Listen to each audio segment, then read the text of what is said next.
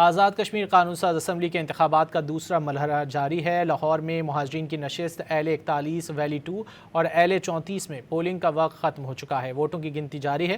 مزید جانیں گے ڈان نیوز کے نمائندے علی وقار سے۔ علی وقار بتائیے۔ بالکل لاہور میں آزاد کشمیر کی 2 نشستوں پر جو پولنگ کا وقت تھا وہ اب ختم ہو چکا ہے۔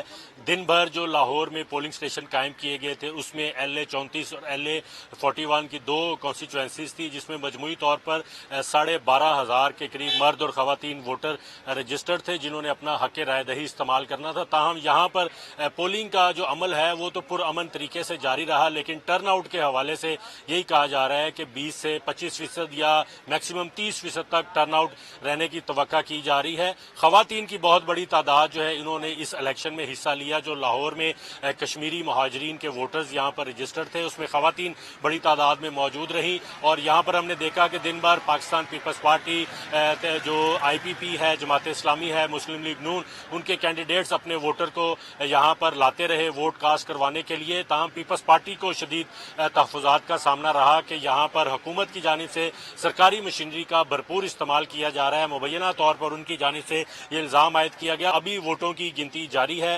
12,500 کے قریب ووٹرز ہیں، تو اس پہ زیادہ وقت نہیں لگے گا۔ لاہور میں جو ووٹ کاسٹ ہوئے ہیں ان کی کاؤنٹنگ میں تو نتائج جو ہیں وہ شام 8 بجے کے قریب جو غیر حتمی غیر سرکاری نتائج ہیں وہ سامنے آنا شروع ہو جائیں گے۔ علی بہت شکریہ ان تفصیلات کے لیے۔